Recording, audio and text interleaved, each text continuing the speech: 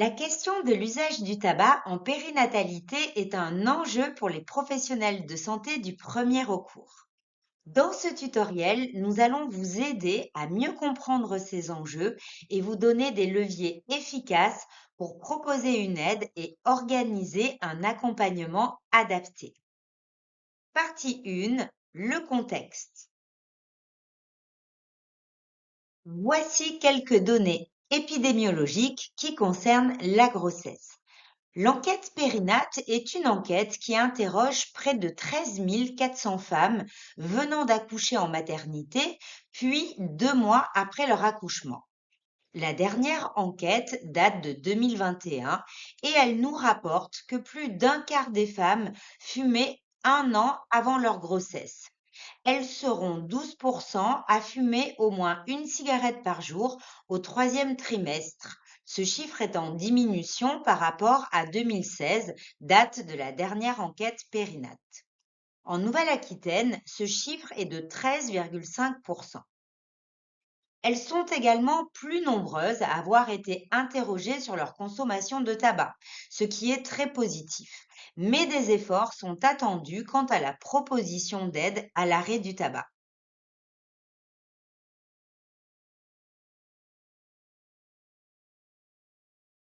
Maintenant, intéressons-nous à l'après-grossesse.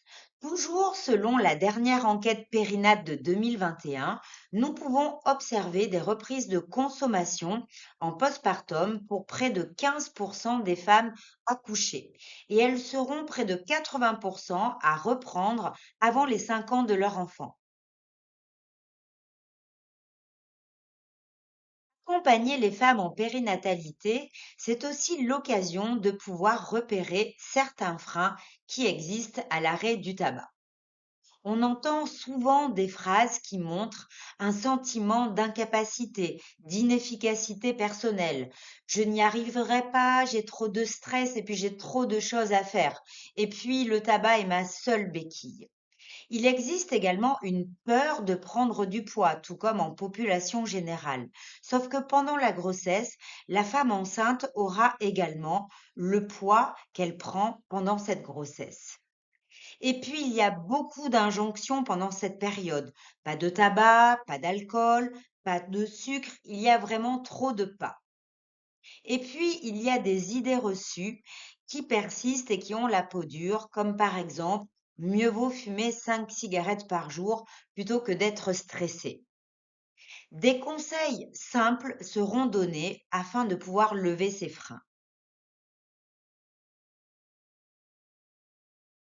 Mais nous allons voir qu'il existe également, du côté des professionnels, des freins au repérage et à la prise en soin des femmes enceintes qui consomment du tabac. Comment aider au sevrage? Je ne sais pas faire, je n'ai pas eu de formation. Et puis, je ne connais pas bien les risques ni les traitements. Et puis, je n'ai pas le temps, j'ai déjà beaucoup de choses à faire. Je ne suis pas légitime, je ne me sens pas capable. Et puis, il existe des tabacologues, des spécialistes pour ça.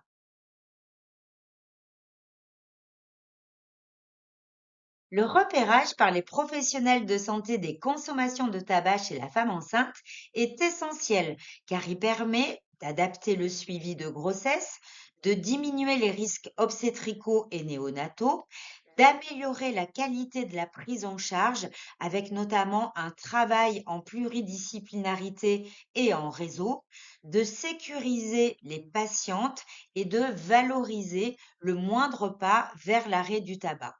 Il va permettre également de prévenir les consommations lors d'une éventuelle future grossesse. De leur côté, les femmes enceintes ont également des attentes, comme ne pas être jugées, ne pas souffrir de stigmatisation et d'être accueillies comme toutes les autres femmes enceintes. Elles attendent également de pouvoir se confier sans retenue naturellement à un professionnel de santé en toute confiance. Elles veulent également faire bien pour avoir un enfant en bonne santé. Et puis, elles attendent d'être épaulées par l'entourage via également les professionnels de santé. I2, conséquences et allaitement. Nous allons maintenant parler du monoxyde de carbone. Car effectivement, c'est celui-ci qui va entraîner le phénomène d'intoxication et qui est à l'origine des complications durant la grossesse. Il s'agit d'un gaz incolore et inodore produit par la combustion incomplète des combustibles fossiles. Son affinité pour l'hémoglobine est 200 à 250 fois plus élevée que l'oxygène. En se fixant, il va former un composé stable, la carboxyhémoglobine, qui réduit la capacité du sang à transporter l'oxygène, entraînant une hypoxie chez la mère et le fœtus. D'ailleurs, il faut préciser l'innocuité relative de la nicotine sur le bébé, ainsi que l'absence d'effet particulier des autres polluants de la cigarette. L'ennemi public numéro un dans le tabac fumé, c'est le monoxyde de carbone.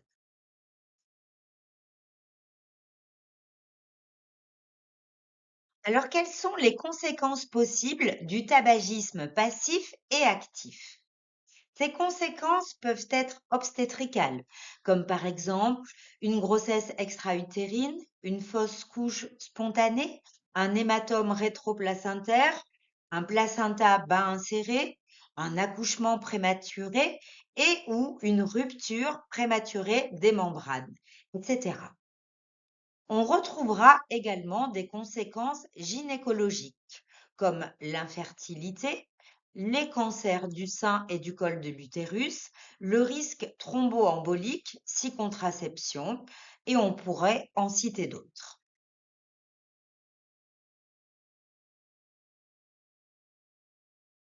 Il existe également des conséquences fétales comme un retard de croissance intra-utérin, une augmentation de la mortalité périnatale, des risques de malformation, des troubles du rythme cardiaque fœtal et au niveau pédiatrique, il existe des impacts sur l'irritabilité, les infections ORL, les bronchiolites et l'asthme, une mort inopinée du nourrisson, un risque de diabète ou d'obésité.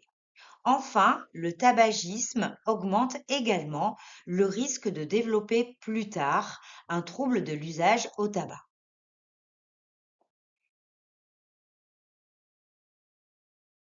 Nous allons désormais évoquer le contexte de l'allaitement et de la consommation de tabac.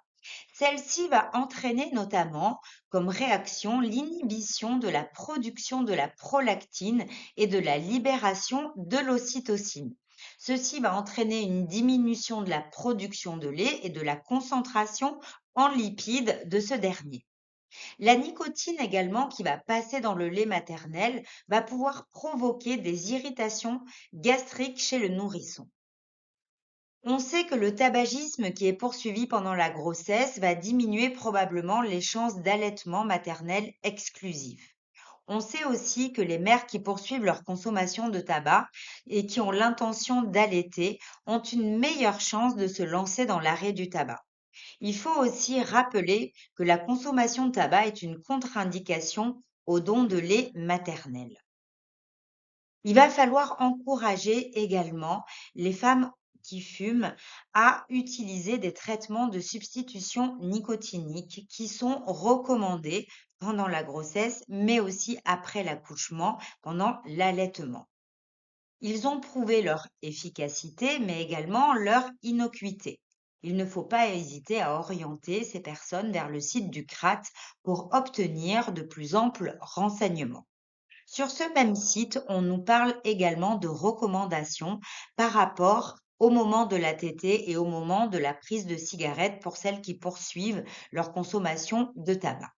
Effectivement, il est recommandé de fumer juste après la tétée plutôt qu'avant ou évidemment pendant l'allaitement et d'attendre 2 heures après la dernière cigarette avant de remettre son enfant au sein.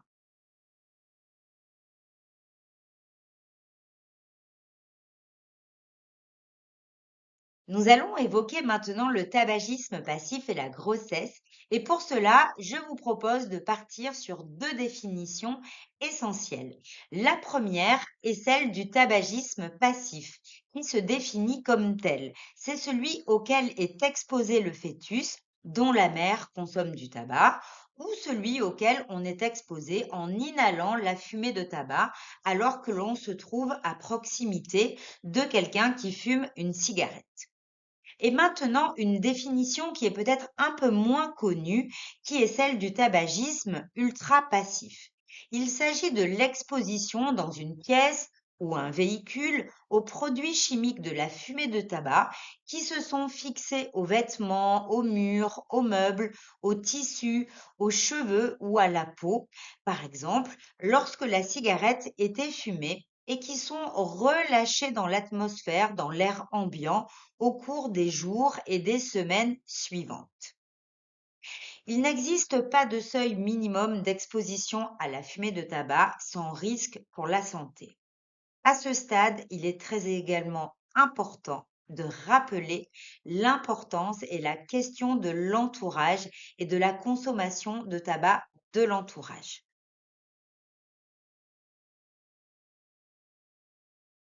Et 3, le repérage chez la femme enceinte. Alors, quels sont les objectifs de ce repérage chez la femme enceinte?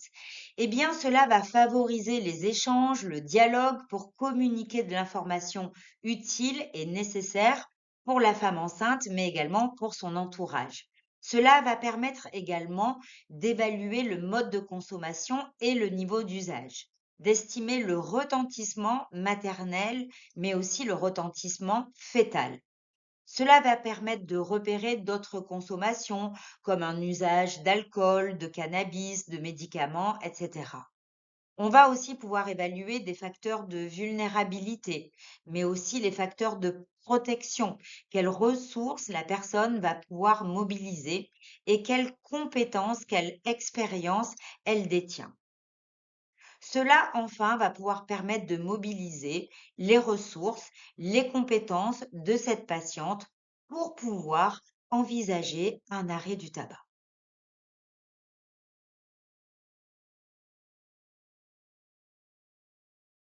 Qu'en est-il du repérage et de la posture relationnelle? Il est nécessaire d'ouvrir le dialogue sur les consommations de tabac avec une posture professionnelle adaptée, éviter les pièges ou les impasses relationnelles qui vont entraîner une majoration de la résistance. Il faut essayer de repérer l'ambivalence et de travailler sur les leviers à l'aide peut-être d'une balance motivationnelle. Avoir des outils simples de communication tels que des questions ouvertes comme que pouvez-vous me dire au sujet de vos habitudes de consommation de tabac avant de savoir que vous étiez enceinte? Qu'avez-vous envie de faire avec cette consommation de tabac? Ou bien une question très simple comme avez-vous déjà pensé à modifier cette consommation? Il s'agit d'avoir une approche non critique qui va être rassurante pour la personne, qui va être centrée sur ses préoccupations à elle, sur son vécu, son parcours de vie, son passé, ses tentatives d'arrêt et ses potentialités.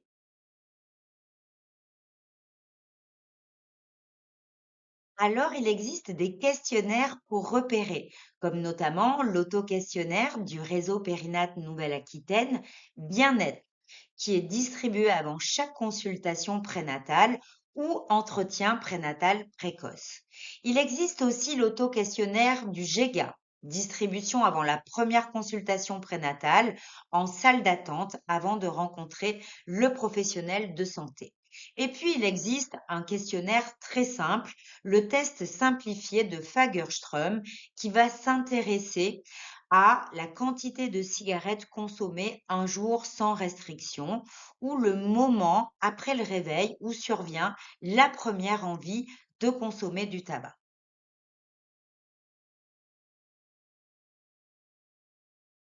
La méthode des 5 A est une méthode simple, efficace et validée afin de pouvoir effectuer un repérage. Les 5 A se décline ainsi. Le premier A, ask pour demander, explorer la consommation de tabac, fumez-vous, oui, non. Advise pour conseiller, conseiller l'arrêt, conseiller des traitements, donner de l'information. Assess pour évaluer, évaluer la consommation, la quantité, évaluer la situation. Assist pour proposer un traitement, faire une ordonnance, proposer une autre méthode, proposer une autre orientation. Arrange pour organiser l'accompagnement et le suivi. Alors, quelles sont les méthodes qui favorisent le changement? Eh bien, plusieurs études nous montrent qu'un style collaboratif, empathique et authentique va favoriser le changement. Il faudra, dans la mesure du possible, poser des questions ouvertes, recontextualiser, résumer le plus souvent possible tout en valorisant le moindre petit pas. Tout cela dans le respect des choix de la personne. Mais il faudra également garder à l'esprit que le temps de la grossesse est de courte durée et qu'au terme de celui-ci, l'accompagnement se poursuivra, si nécessaire, pour la période postnatale et plus tard, si de nouveau un sentiment de fragilité vis-à-vis des envies de fumer vient à ressurgir. Nous allons désormais, en partie 4, parler de l'intervention brève chez la femme enceinte. Il faut être en mesure de pouvoir informer pour mieux accompagner, notamment pouvoir donner des éléments de définition sur ce qu'est l'addiction. L'addiction est une maladie chronique qui est signée par la perte de contrôle. La personne va poursuivre sa consommation malgré elle. Souvent d'ailleurs, la femme enceinte qui poursuit son tabagisme est donc victime de son addiction et n'a pas un manque de volonté. Et souvent, elle se perçoit comme complètement nulle, n'arrivant pas à arrêter pour son bébé et, bien entendu, s'ensuit un fort sentiment de culpabilité. Il y a un dysfonctionnement commun à tous les comportements d'usage addictif, comme le tabac, le cannabis, l'alcool ou bien les troubles des conduites alimentaires. L'accompagnement par un professionnel de soins consiste à soutenir le projet de la personne, notamment par des traitements qui vont être adaptés pour le tabac et qui vont entraîner la limitation du craving.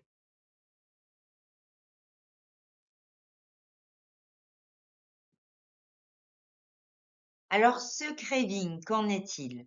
Le craving est un marqueur spécifique de l'addiction. Il se définit comme cela. C'est une envie irrépressible de consommer un produit ou de réaliser un comportement gratifiant alors même qu'on ne le veut pas à ce moment-là. Il s'agit de quelque chose qui va s'imposer à la personne.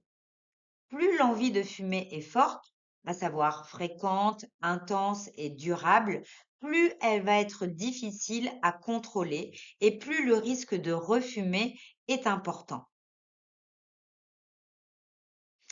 Il faut aussi informer les personnes sur le caractère très fluctuant et singulier du craving tabac. L'idée étant d'aider la personne à repérer ce qui déclenche chez elle ce craving et comment elle peut également s'en protéger.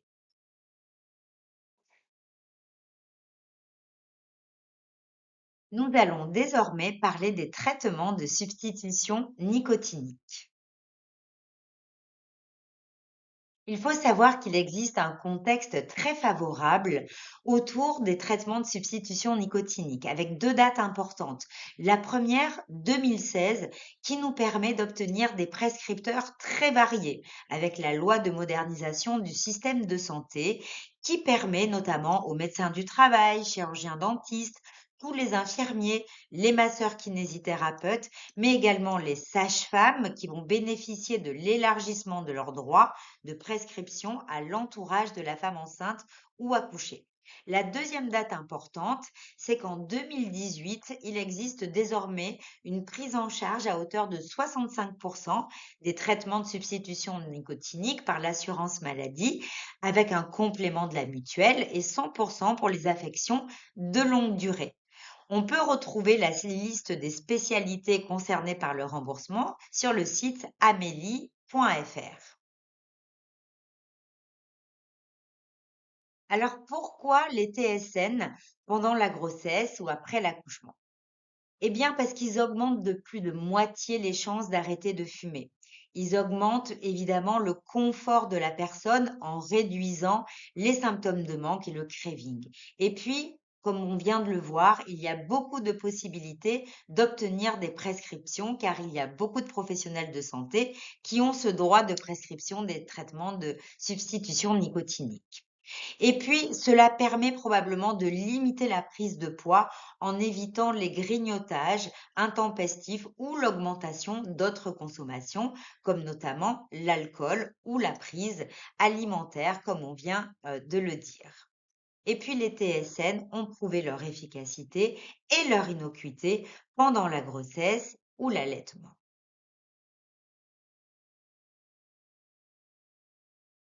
Quel va être l'intérêt de ces traitements de substitution nicotinique chez la femme enceinte? Eh bien, on va pouvoir observer une diminution des risques obstétricaux et fétaux par l'amélioration de la grossesse fœtale. Effectivement, le passage de la nicotine plus régulièrement permet deux choses.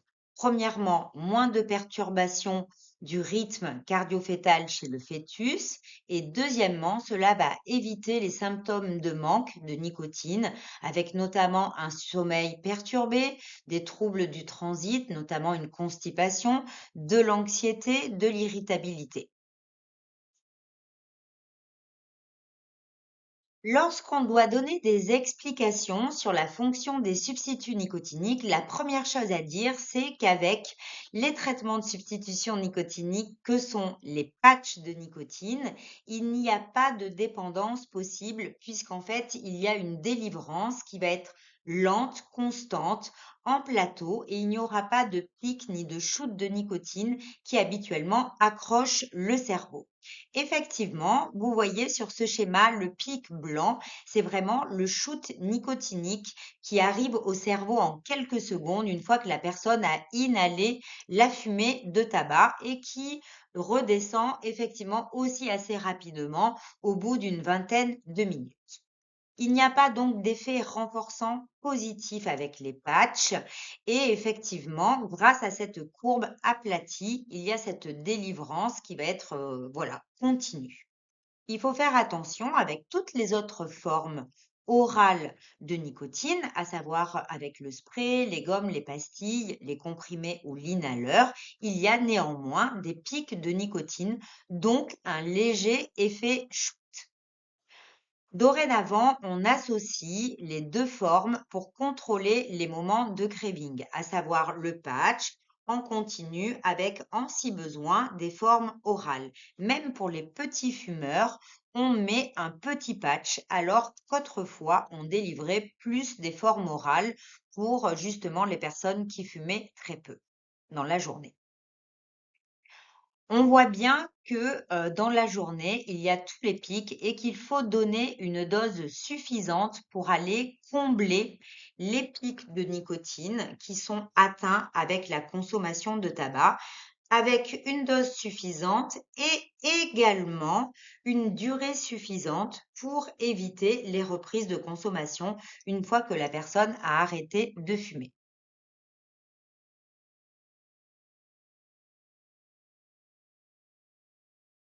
Alors, nous allons retrouver sur cette diapositive toutes les formes de substituts nicotiniques qui sont disponibles et qui peuvent être prescrites.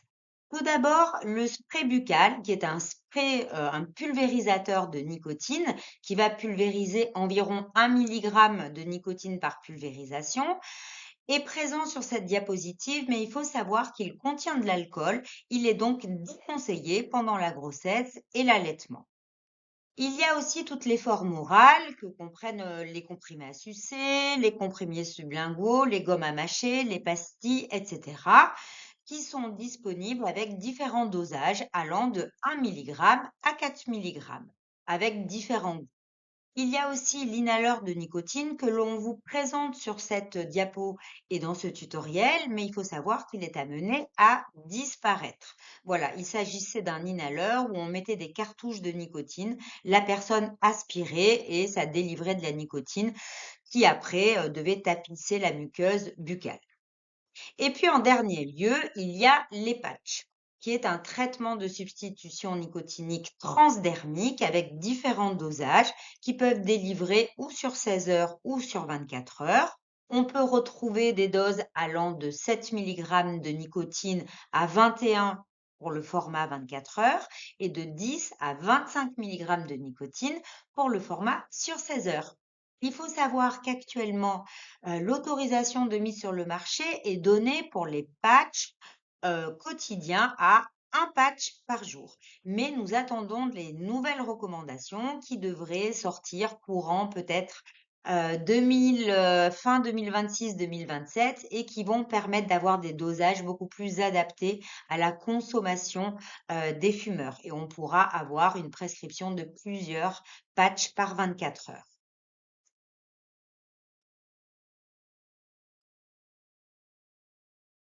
Lorsqu'on prescrit des substituts nicotiniques à une femme enceinte, il faut aussi garder à l'esprit que les besoins en nicotine sont augmentés. Effectivement, il existe une hausse du volume de distribution qui va entraîner une dilution plus importante de la nicotine dans le sang. Et de ce fait, ça va augmenter la clairance de la nicotine et on va devoir adapter avec des dosages un peu plus élevés. Néanmoins, il faut aussi savoir qu'il faut faire attention car à certaines périodes, certaines phases de la grossesse, il existe des nausées matinales et parfois, notamment, les traitements de substitution oraux peuvent être un petit peu forts et être désagréables et entraîner peut-être parfois des abandons de traitement. En plus des nausées, ça peut être difficile aussi à supporter. Nous pouvons voir sur cette diapositive un certain nombre d'outils dont la plupart sont disponibles sur le site LAST, lieu d'accompagnement à la santé sans tabac, et d'autres outils aussi qui sont disponibles par ailleurs et que vous pouvez utiliser en consultation. Nous avons notamment dans les outils LAST une carte d'orientation qui va permettre d'aller sur le site Addictoclick pour pouvoir trouver des ressources en proximité par produit ou comportement. Il y a également des carnets comme le carnet des aides qui propose toutes les aides possibles et le carnet de mes envies qui va être un agenda qui va aider à la traçabilité et au monitoring du craving et qui va être un outil de support intéressant à utiliser en consultation. Et puis, il y a également l'ordonnance vierge, mais qui est également en parallèle proposée avec un générateur d'ordonnances en ligne qui a été créé par des professionnels de l'addiction, de l'addictologie, et qui va permettre à tous les professionnels de santé de pouvoir générer automatiquement une ordonnance avec le nombre de cigarettes fumées et évidemment la spécificité industrielle ou roulée. L'échelle visuelle analogique va pouvoir permettre d'évaluer le sentiment d'auto-efficacité de la personne.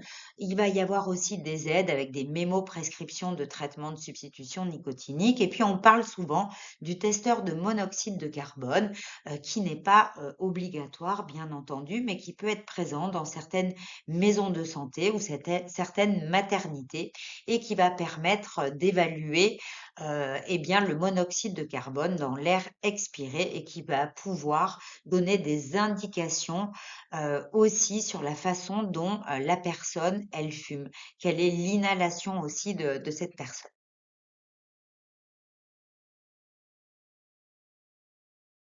Les traitements de substitution nicotinique à savoir les dispositifs transdermiques, les comprimés à sucer, les gommes à mâcher, les pastilles et autres formes de traitement de substituts nicotiniques sont autorisées et même recommandées pendant toute la grossesse et l'allaitement quand la prise en charge non médicamenteuse n'est pas efficace.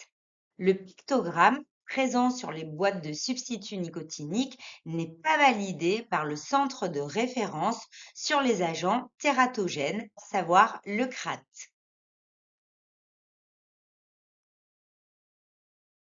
Nous allons évoquer à présent l'usage de la vape. Et maintenant, nous allons parler des SEDEN et de la grossesse. SEDEN, c'est l'acronyme de Système électronique de délivrance de la nicotine. Nous savons que pendant de nombreuses années, l'Organisation mondiale de la santé et le Collège national des gynécologues obstétriciens français ne recommandaient pas l'usage des produits de vapotage pour la femme enceinte ou qui allaite, présentant l'argument que les données scientifiques n'étaient pas suffisantes pour évaluer les bénéfices et les risques chez les femmes enceintes utilisatrices de ces produits de vapotage. Même si on soulignait bien entendu que chaque démarche de réduction des risques chez la femme enceinte était à valoriser, mais les connaissances étaient néanmoins suffisantes pour dire que l'absence de combustion écartait des risques conséquents pour la grossesse et la femme enceinte. Et il y a eu un travail qui a donné lieu à un consensus par la Société francophone de tabacologie que je vais vous exposer un peu plus loin avec les points que nous devons retenir par rapport à la femme enceinte ou qui allaite son enfant. Il existe donc un consensus sur le vapotage dans la prise en charge des personnes fumeuses de la Société francophone de tabacologie. Effectivement, il est souligné qu'une femme enceinte ayant arrêté de fumer à l'aide de la cigarette électronique ne doit pas être découragée de l'utiliser en cas de risque de rechute. Une femme qui allaite ayant arrêté de fumer à l'aide de la cigarette électronique ne doit pas non plus être découragée de l'utiliser en cas de risque de rechute. Là où il n'y a pas de consensus, effectivement, c'est sur le fait que la cigarette électronique peut être recommandée pour le sevrage tabagique des femmes enceintes. La cigarette électronique peut être recommandée pour le sevrage tabagique des femmes allaitantes. Là, effectivement, il n'y a pas de consensus.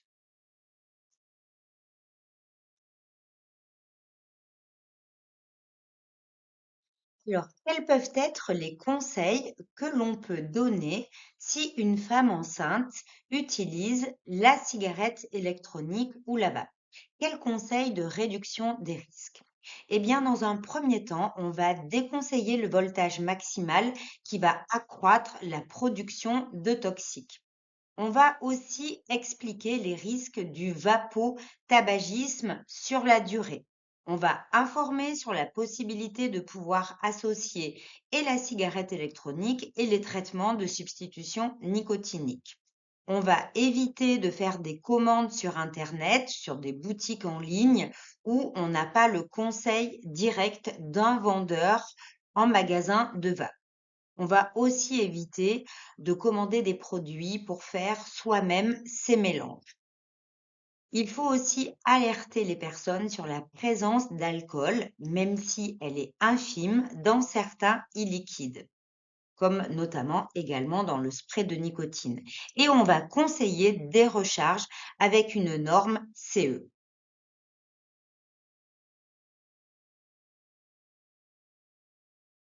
Voici un complément d'outils d'aide à la pratique. On va retrouver en premier lieu les fiches pratiques du RPNA qui sont très facilement retrouvables sur le site internet que vous pouvez télécharger ou même imprimer.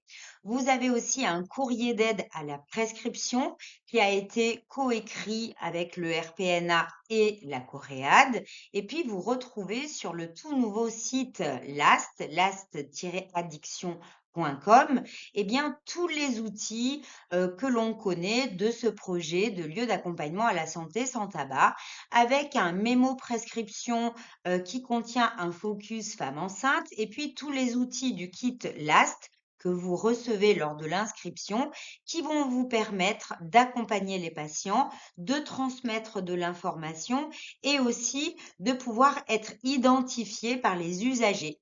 Ici, je peux aussi parler du tabac à destination donc de tous les professionnels en soins premiers.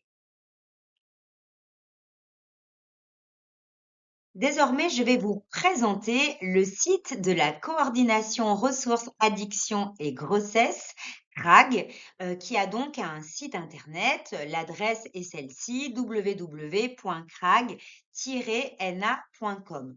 On y retrouve de nombreuses ressources, des calendriers de formation, de sensibilisation, l'annuaire AddictoClick, beaucoup de replays, des tutoriels, des outils de prévention, etc. Vous allez aussi retrouver des outils qui seront à destination des femmes enceintes, avec de nombreuses affiches d'information, de prévention, notamment des marque-pages et magnettes où vous pouvez réaliser des mocktails.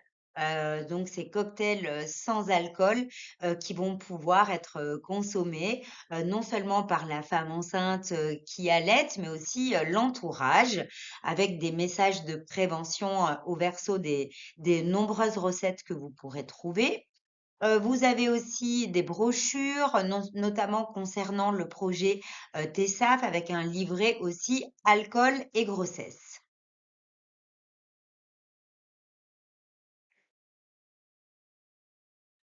Tout au long de ce tuto, nous avons parlé d'accompagnement par les professionnels de santé. Il faut avoir une idée en fait de comment se tisse et s'organise le travail en réseau pour pouvoir orienter. Il y a donc au milieu de ce réseau la femme enceinte qui va consommer des substances psychoactives, l'entourage avec le coparent et tout cela va être en fait autour d'elle, organisé avec des suivis de grossesse, un suivi peut-être addictologique, des consultations possibles en pédiatrie anténatale, un suivi psychiatrique parfois, un accompagnement psychosocial et tout le secteur aussi qui s'organise au niveau de la PMI et du secteur social. Et puis, il y a aussi le réseau extérieur avec les spécialistes, mais également le médecin traitant, le ou la sage-femme tabaco-addicto, les XAPA, les psychiatres, etc. Donc, tout cela va s'organiser pour pouvoir prendre en soin, prendre le relais et partager l'accompagnement des femmes enceintes et de l'entourage. Dans les outils de l'orientation, nous avons déjà parlé de l'annuaire AddictoClick, qui est un annuaire en ligne de toutes les structures en addictologie, sauf les structures libérales, pouvant à un moment accompagner notamment la femme enceinte, puisque vous pouvez filtrer par produit et par public et par, bien entendu, territoire. Et puis, il y a aussi une deuxième ressource qui est l'annuaire de tabac info service, où là, vous allez pouvoir également retrouver, selon les territoires, un tabacologue qui va pouvoir prendre en soin cette femme enceinte qui consomme et qui a besoin d'une aide. Donc, ça va être la ligne de tabac info service qui va pouvoir être disponible de 8 heures à 22 heures du lundi au samedi avec toujours la même personne qui va suivre, en fait, la personne qui a besoin d'aide et il y a même la possibilité d'avoir un suivi, nutritionnel et d'avoir également un courrier envoyé au médecin traitant. C'est appréciable d'avoir cette aide qui peut être, facilement, mobilisable par la personne depuis chez elle ou peut-être son lieu de travail ou à un moment où elle en a la possibilité et qui évite peut-être d'avoir à se déplacer aussi vers un autre lieu, vers un autre professionnel de santé et c'est gratuit et anonyme. Parmi les projets de la Coréade, nous comptons aussi un projet innovant. Ce sont les délégués santé prévention. Ce sont en fait des salariés de la Coréade qui sont répartis sur toute la Nouvelle-Aquitaine et qui vont être les yeux et les oreilles finalement des professionnels de soins et faire remonter tous les besoins ou tous les constats de terrain. Le but étant vraiment d'aller vers les professionnels de santé spécifiques à la Nouvelle-Aquitaine. Proposer également tous nos catalogues de formation de sensibilisation, présenter des outils d'aide à la pratique. Ils font un très gros travail, notamment sur le repérage précoce, l'intervention brève et l'approche motivationnelle également. Ils présentent tous les projets de la Coréade, ils présentent les outils d'aide à la pratique propres à chaque projet et aussi ils organisent eh bien, le tissu aussi et tous les échanges entre professionnels.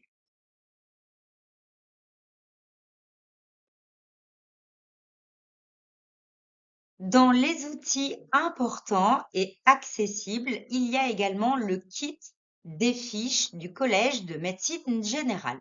Il s'agit d'un kit pédagogique pour faciliter la prise en soin des médecins généralistes qui a été créé donc par le Collège de médecine générale et la mission interministérielle de lutte contre les drogues et les conduites addictives, la MILDECA. Ces fiches aident dans le repérage et l'accompagnement des comportements à risque tels que la consommation de tabac, évoquée dans la fiche tabac, mais il y a aussi toutes les autres substances et comportements. Elles sont donc téléchargeables sur le site qui est cité sur la diapo. Nous avons également en date depuis 2024 les fiches de la Haute Autorité de Santé. Effectivement, la HAS a produit des recommandations de bonnes pratiques relatives à la prise en charge médico-psychosociale des femmes, des parents et des enfants en situation de vulnérabilité pendant la grossesse et en postnatal. Ces recommandations sont aussi présentées sous la forme d'une synthèse et d'un argumentaire. La Haute Autorité de santé complète ses recommandations avec 6 fiches faisant référence à différentes situations particulières de vulnérabilité. Ces recommandations sont assorties de fiches pratiques, notamment dont femmes enceintes et addiction, ainsi que 2 fiches supplémentaires pour maintenir et soutenir la motivation, avec une fiche entretien motivationnel et une fiche intervention motivationnelle brève. Nous avons cité le Centre ressources addiction et grossesse, CRAG Nouvelle-Aquitaine. Nous avons cité également le RPNA et il faut aussi citer l'association GEGA, le Collège national des gynéco-obstétriciens de France, le Centre de référence des agents tératogènes, Tabac Info Service avec son numéro associé le 3989. Il est important aussi de citer Drogue Info Service notamment, le site des 1000 premiers jours, le réseau aussi RESPAD, la Société francophone de tabacologie. Nous vous proposons ici un résumé de l'accompagnement avec des questions à se poser. La patiente a-t-elle été suivie de façon efficace ainsi que son entourage si besoin? Des entretiens répétés, même brefs, pendant la grossesse sont des moments privilégiés, mais également des moments de vulnérabilité. Il est important de conserver une attitude empathique avec une suspension du jugement non stigmatisante et sécurisante. La gestion du craving est un point important. Donner également de l'information sur les traitements. Le traitement a-t-il été expliqué et prescrit? L'importance de la non-dépendance et de la non-toxicité à ces traitements, avec un dosage bien adapté, c'est-à-dire suffisant, sur une durée assez longue et prolongée pour éviter les reprises de consommation. La prise en soin a-t-elle été globale avec tous les volets physiologiques, psychologiques, psychiques? A-t-on évoqué les autres consommations? A-t-on évalué celles-ci? L'environnement a-t-il été questionné, notamment le coparent, le conjoint, la famille présente dans la maison, etc., etc. Y a-t-il une collaboration pluriprofessionnelle qui a été construite et mise en place s'il y a des problématiques qui ont été repérées? L'accompagnement est-il suffisant? L'orientation parfois est nécessaire ou ne serait-ce que partager l'accompagnement et la notion également importante de laisser la porte ouverte, que la personne puisse se sentir autorisée à revenir et ressolliciter ce professionnel de soins qu'elle connaît très bien et qu'il connaît également très bien. Nous vous remercions pour toute l'attention que vous avez portée à l'écoute de ce tutoriel.